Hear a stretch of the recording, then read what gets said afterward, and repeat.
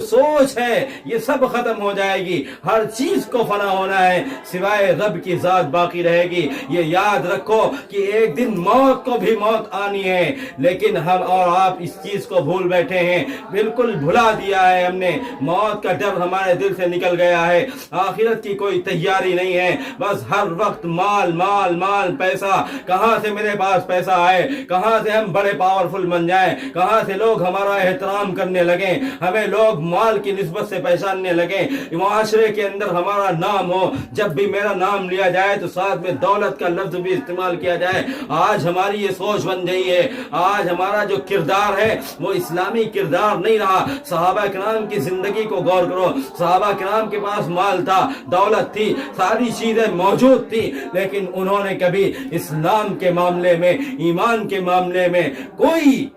متضاد نہیں پیش کیا، وہ کبھی اسلام کے معاملے میں مال کو معارض نہیں لائے، مقابل نہیں لائے۔ جب بھی بات آئی، حضور کی بات آئی، حضور کے شان کی بات آئی، حضور کی عظمت کی بات آئی، حضور کی رفعت کی بات آئی، جب بھی اسلام پر کوئی یلغار ہوئی، دین کے لیے کوئی خبیث کھڑا ہوا، صحابہ نے بڑھ چڑھ کر اس کا مقابلہ کیا، نہ اپنی فصل کے بارے میں سوچا، نہ اپنی مال و دولت کے بارے میں سوچا، نہ اپنی تجارت کے بارے میں سوچا، نہ اپنے اہل و عیال کے بارے میں سوچا، نہ اپنے قبیلے کے بارے میں سوچا، نہ اپنے دوست احباب کے بارے میں سوچا، جب بھی سوچا تو صرف دین محمدی صلی اللہ علیہ وسلم